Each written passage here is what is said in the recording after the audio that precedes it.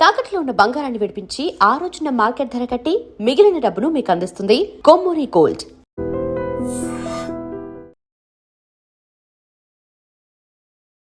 నాకు ఇప్పుడు అది లవ్ మ్యారేజా అరేంజ్ మ్యారేజా? లవ్ మ్యారేజ్ అయిద్దండి. నేను అరేంజ్ మ్యారేజ్ లేదు, లవ్ మ్యారేజ్ అయింది. లేదు, అదే అరేంజ్ మ్యారేజ్ అనేది. లవ్ మ్యారేజే.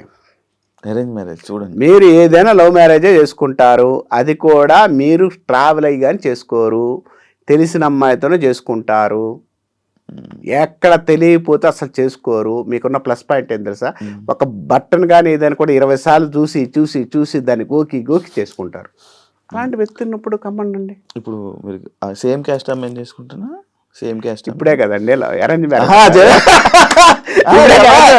అది కూడా తెలుస్తుందా అని. ఇప్పుడు క్యాస్ట్ నేను పట్టించుకోనండి.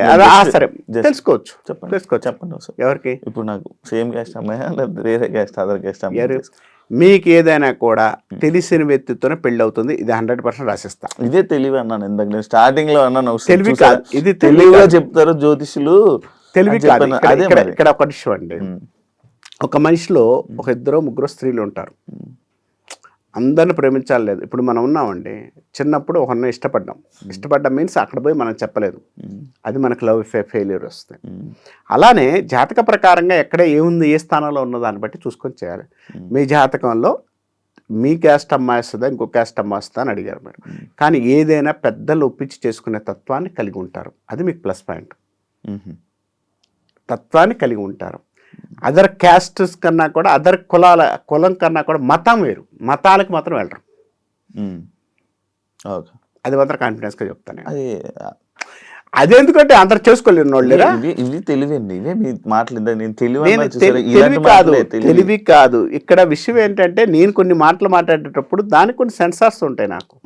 ఆ సెన్సార్ ఎప్పుడు ఉంటాయంటే, మన ఇద్దరం కూర్చున్నప్పుడు మాట్లాడుకుందాం రాసిస్తాను నేను. ఓకే, కెమెరా అని చెప్పి కెమెరా కొన్ని మాట్లాడేటప్పుడు కొన్ని మనం విధానం ఎలా ఉంటుందంటే, ఆ విధానంలో తప్పుగా ఉండకూడదు. ఎందుకు తప్పు ఏంటి? రైట్. ఇప్పుడు ఏం కావాలి? ఇప్పుడు మీరు అడిగారు క్వశ్చన్, డైరెక్ట్ గా మాట్లాడితే సార్ చెప్పండి, ఇప్పుడు చెప్పండి. డైరెక్ట్ గా మాట్లాడతాను నేను కూడా. చెప్పండి. అదే అడిగాను కదా ఇందాక క్వశ్చన్. ఏమని? నేను సేమ్ కులం అమ్మాయిని పెళ్లి చేసుకుంటున్నానా? 100% చేసుకుంటున్నారు సేమ్ కులం. మరి సేమ్ కులం ఉన్నప్పుడు అది అరేంజ్ మ్యారేజ్ అవుతుంది కానీ లవ్ మ్యారేజ్ ఎలాగ అవుతుంది? తెలిసిన అమ్మాయితో ట్రావెల్ అవుతున్నప్పుడు సేమ్ కులమా అని చూడరు కదండి, ట్రావెల్ అయ్యి చేసుకుంటున్నారు. అప్పుడు ఏమవుతుంది? ఇది తెలివి ఆన్సరే కదా. తెలివైన ఆన్సర్ అయితే ఇప్పుడు మీ ఫాదర్ కి మదర్ కి చూసి నేను కూడా చెప్తాను. రైట్. ఇప్పుడు మీరు మంచి మాట్లాడారు. ఇప్పుడు అక్కడ ఉన్నాడు ఆ అబ్బాయి కెమెరామెన్, మనోడు లవ్ చేస్తున్నాడు ఒక అమ్మాయిని, కెమెరామెన్. వాడు ఇప్పుడు ఆ అమ్మాయిని పెళ్లి చేసుకోడు, ఇంకో ఇంట్లో చెప్పిన అమ్మాయినే పెళ్లి చేసుకుంటాడు. అవునా? అది వాస్తవా కాదా అని నాకు తెలీదు. నేను గెస్ట్ చేశా. సరే, అడగండి. ఇప్పుడు నేను ఆయన చూడలేదు కాబట్టి నేను మాట్లాడతాను, కానీ ఇప్పుడు అతను చూద్దాం. ఇప్పుడు మీది మాట్లాడిన తర్వాత నేను అది మాట్లాడతాను. ఎందుకంటే ఇక్కడ సమానం మీరు తెలివి అన్నారు కాబట్టి ఆ తెలివిది క్లియర్ చేస్తాను. ఇప్పుడు ఇందాక మీరు క్వశ్చన్ అడిగారు, ఎప్పటి నుంచి ట్రావెల్ అయ్యి చేసుకుంటారని. నీకు కరెక్ట్గా 6 months పాటు ఒక అమ్మాయితో ట్రావెల్ అయ్యి కానీ ఆ క్లారిటీ తీసుకొని కానీ పెళ్లి చేసుకోరు. మీదిన్న క్లారిటీ ఇది ఇవాళ నేను రికార్డెడ్గా పెట్టుకోండి, మాట్లాడదాం. అది కూడా రైట్. 100% మన ఇద్దరం కూర్చొని మాట్లాడాల్సిన టైం ఉంది, మాట్లాడదాం. ఇంకోటి, తెలివిగా తప్పించుకునే మార్గాలు నేను చేయను. ఎందుకనంటే ఇప్పుడు వ్యక్తిగత జీవితం అనేది మనం మాట్లాడేటప్పుడు కొంచెం జాగ్రత్తగా మాట్లాడాలి. ఎందుకు మాట్లాడాలంటే, కెమెరాల ముందు ఉన్నప్పుడు వాళ్ళ వ్యక్తిగత జీవితం నేను మాట్లాడడం కరెక్ట్గా, నీకు అట్టయిద్ది అని చెప్తాను. నేను 100% చెప్తాను. ఇప్పుడు మీరు కెమెరామ్యాన్ అడిగారు, ఏంది మీ కెమెరామ్యాన్ చెప్పండి. ఆ అబ్బాయి కొంచెం ముందుకు రమ్మనండి, నాకు ముందు చూడకుండా నేను వెనక చూసి ఏం చెప్తామండి, కాస్త జస్ట్ నిలబడమనండి. నిలబడితే వాళ్ళు కెమెరాలు ఇప్పుడు చెప్పండి ఏం కావాలి అబ్బాయిది. ఇప్పుడు మనోడు ఒక అమ్మాయిని లవ్ చేస్తున్నాడు, ఒక అమ్మాయిని లవ్ చేస్తున్నాడు. అది మీరు డిసైడ్ అయ్యారా? ఆ అబ్బాయి డిసైడ్ అయ్యారా? అది క్లారిటీ ఇవ్వండి. నేను గెస్ట్ చేశారు. ఇప్పుడు మనోడు ఒక అమ్మాయిని లవ్ చేస్తున్నాడు. అమ్మాయిని మ్యారేజ్ చేసుకోడు, కానీ మ్యారేజ్ చేసుకుంటా అంటాడు. ఎవరు?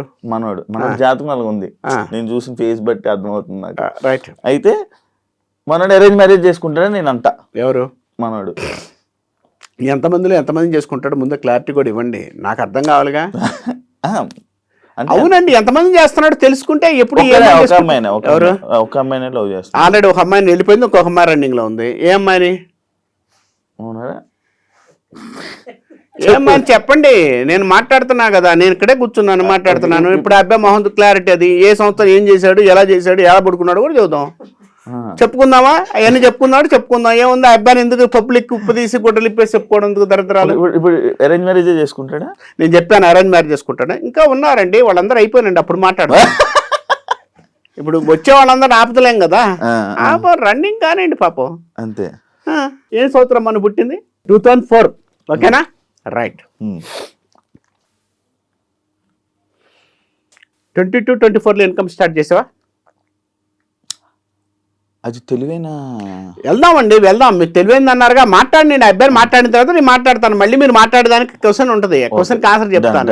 నేను క్లారిటీ ఇస్తున్నాను. 8వ క్లాస్ అన్నాడు, ఎందుకంటే 2004 అనేది నాకు వినపడలేదు కాబట్టి నేను దానికి కానీ మీరు 2004 అని చెప్పి మళ్ళీ రిపీట్ కూడా చేశారు.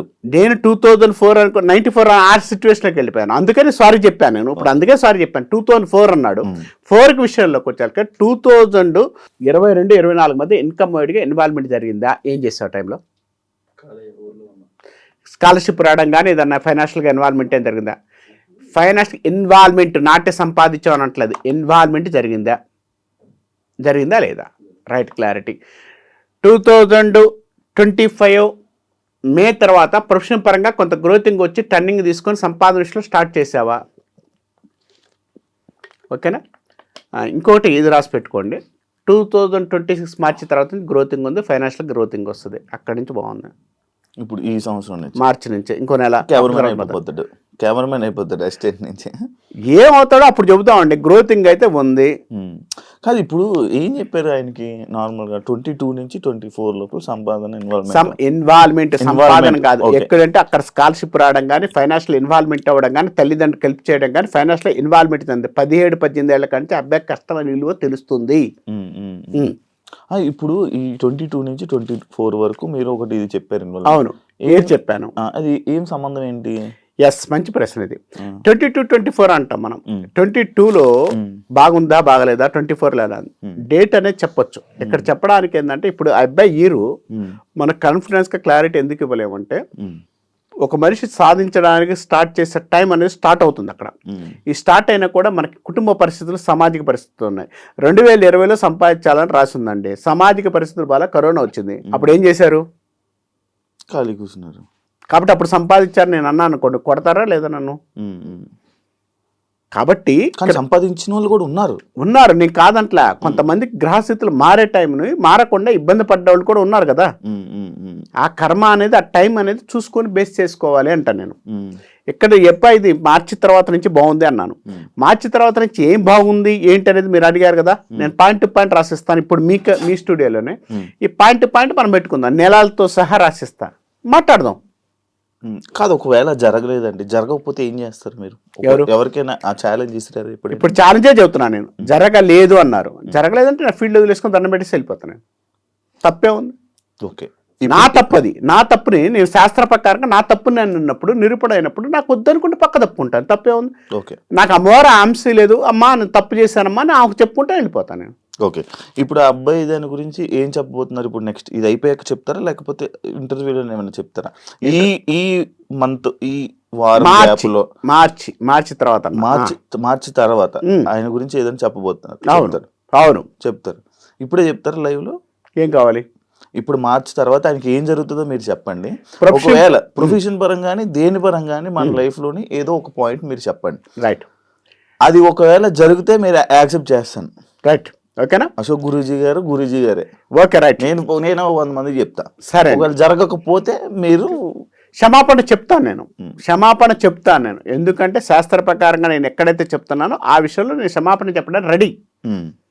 ఓకే, ఇక్కడ ఈ అబ్బాయి అన్నారు 26 మార్చి తర్వాత నుంచి మే లోపు ప్రొఫెషన్ పరంగా మార్పు ఉంది. రాకపోతే అప్పుడు మాట్లాడదాం. ఇదే డేట్, 2 నెలలు ఇచ్చిన టైం, మాట్లాడదాం. ప్రొఫెషన్ పరంగా మార్పు ఉంటుంది. అవును, మార్చి నుంచి మే లోపు గ్రోతింగ్ ఉంది. ఇది 100% గ్రోతింగ్ ఉంది. ఇది 100%. గుర్తుపెట్టుకో. 2 నెలలే ఇచ్చేది, నేను గుర్తుపెట్టుకోమని చదువుతున్నాడు. నేను కూడా అదే గుర్తుపెట్టుకోమని మాట్లాడదాం. గుర్తుపెట్టుకొని నెంబర్ కూడా ఇస్తాను, సూపర్ రాయమనంటే చెప్పమనండి. అది క్లారిటీ. ఎందుకంటే మనం చెప్పే విధానం క్లారిటీ ఉండాలి.